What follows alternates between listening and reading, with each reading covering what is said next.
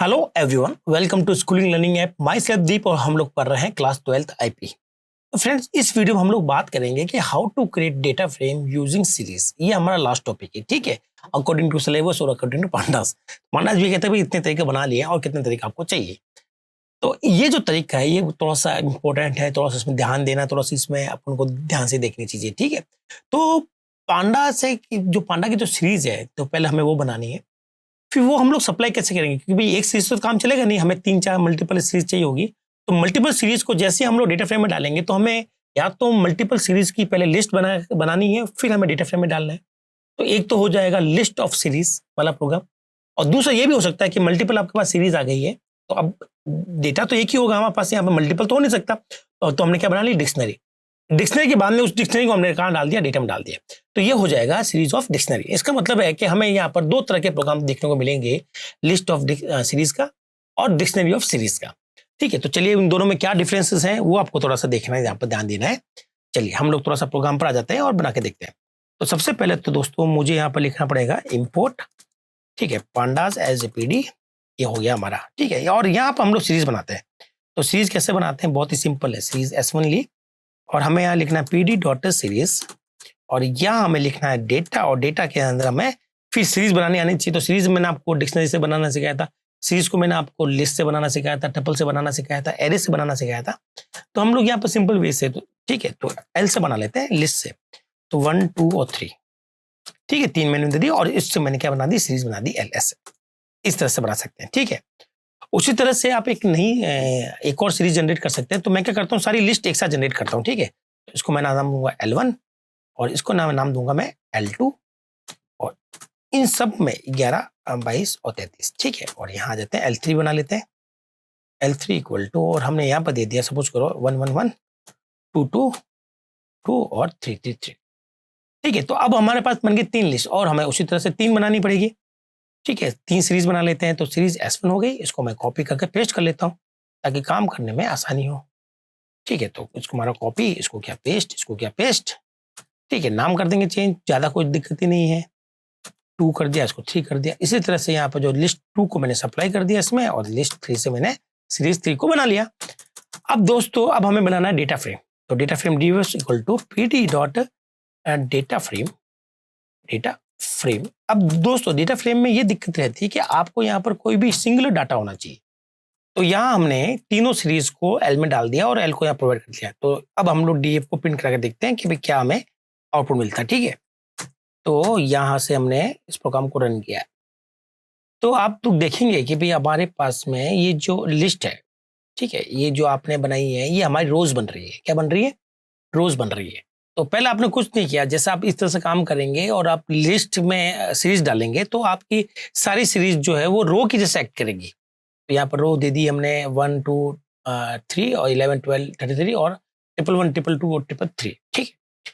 तो ये तो दोस्तों प्रोग्राम हो गया हमारे पास में लिस्ट ऑफ सीरीज का, ठीक है। तो इसको मैं आता हूँ, यहाँ पर मैं लिख देता हूँ लिस्ट ऑफ सीरीज। अब मैं क्या करता हूँ दोस्तों, मैं इस पूरे प्रोग्राम को हटाकर एक नया प्रोग्राम बनाता हूँ, ठीक है। अब मैं बनाऊंगा डिक्शनरी ऑफ सीरीज से, ठीक है। उससे में कुछ फर्क रहेगा, दोनों में कुछ फर्क रहेगा।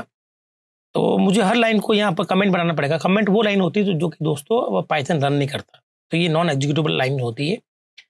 तो सबके आगे हैश लगाना पड़ेगा। इससे अच्छा है कि मैं एक साथ में यहाँ पर 3 बार ये यूज करूंगा और ये पूरी की पूरी क्या बन जाएगी, कमेंट बन जाएगी, बस खत्म, ठीक है। आप समझ गए ना बात।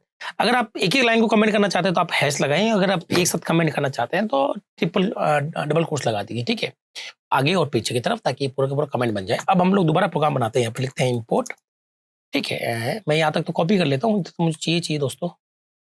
तो एक तो मुझे ये चाहिए और सीरीज तो मैं चाहिए, ठीक है। और मैं इसको यहाँ से कॉपी कर लेता हूँ और उसको यहाँ पर कर देता हूँ पेस्ट, ठीक है।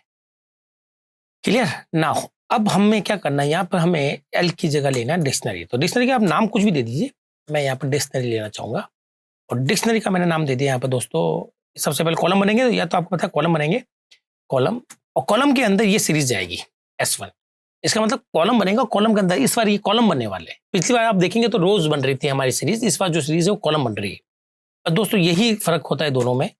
मैं इसको Y दे देता हूँ कॉलम का नाम, और इसको हम लोग यहाँ पे S2 दे देते हैं, और तीसरी जो हमारी रहेगी उसकी की मैं दे देता हूँ, बोले तो जो कॉलम का नाम है वो जेड रहेगा और हमारे S3 यहाँ रहेगी, ठीक है, और हम लोग यहाँ से डी से बना लेंगे।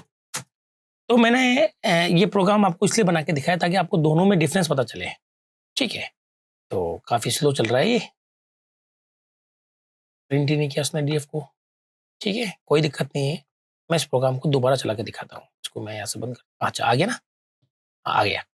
तो कभी-कभी दोस्तों कभी स्लो हो जाता है सिस्टम, तो यहाँ आप देखो डी, एक्स, वाई और जेड ये जो है वो कॉलम बनेंगे और आपने यहाँ पर कॉलम के अंदर S1, तो S1 इस बार यहाँ पर वर्टिकल आया है और वहीं आप ऊपर देखेंगे तो हमारा जो है हॉरिजॉन्टल है। इसका मतलब जब भी आप लिस्ट को यूज करेंगे और लिस्ट के अंदर चाहे आप एरे डालें, चाहे लिस्ट के अंदर आप सीरीज डालें, चाहे लिस्ट के अंदर आप डिक्शनरी डालें, वो हमेशा रोज बनेगी। और लिस्ट की जगह अगर हम लोग डिक्शनरी ले लें, और डिक्शनरी के अंदर हम लोग डिक्शनरी भी डाल सकते हैं, डिक्शनरी के अंदर हम लोग लिस्ट भी डाल सकते हैं, डिक्शनरी के अंदर हम लोग सीरीज भी डाल सकते हैं और एरे भी डाल सकते हैं। उस केस में आपको पता होना चाहिए कि डिक्शनरी हमेशा कॉलम वाइज बनाती है। बस दोस्तों ये दो छोटे छोटे प्रोग्राम थे जो आपको समझने होते हैं और जिस पर हमें काम करना होता है। तो आई होप आपको दोनों प्रोग्राम समझ में आ गए होंगे। अगर आपको स्क्रीनशॉट लेना है तो मैं इसको थोड़ा सा यहाँ स्पेस कम कर देता हूँ ताकि आपको स्क्रीनशॉट लेने में कोई दिक्कत ना हो, ठीक है। अब आपको एक ही स्क्रीन पर दोनों प्रोग्राम दिखाई दे रहे हैं। तो दोस्तों आप चाहें तो ये जो प्रोग्राम है इसका नाम भी दे देता हूँ दोस्तों, यहाँ पर मैंने नाम इसको दिया है डिक्शनरी ऑफ सीरीज, ठीक है। और पहले वाला जो प्रोग्राम था वो था लिस्ट ऑफ सीरीज। तो दोनों में यही फर्क है कि भाई एक तो रोज पर काम करेगा, एक कॉलम पर काम करेगा, और स्पेशली जब डिक्शनरी है तो कॉलम पर काम करता है, ये आपको पता होना चाहिए। तो दोस्तों यहाँ तक हमने बात कर ली है सारी की सारी सीरीज के बनाने की, तो सीरीज को कैसे बनाया जाता है, कैसे काम करते हैं हम लोग, यहाँ तक हमारा काम हो चुका है। नाउ अब हम लोग क्या करेंगे, अब हम लोग सीरीज के ऊपर कुछ नई चीजें सीखेंगे। तो यहाँ तक हमने जो टॉपिक था वो है सीरीज बनाना सीख लिया, डेटा फ्रेम बनाना सीख लिया। अब डेटा फ्रेम के ऊपर क्या क्या प्रॉपर्टीज और चाहिए हमें, उसकी हम लोग बात करेंगे डेटा फ्रेम के ऊपर। तो इस वीडियो में इतना ही, जल्दी मैं आपसे दोबारा मिलूंगा नए वीडियो में, तब तक के लिए थैंक यू।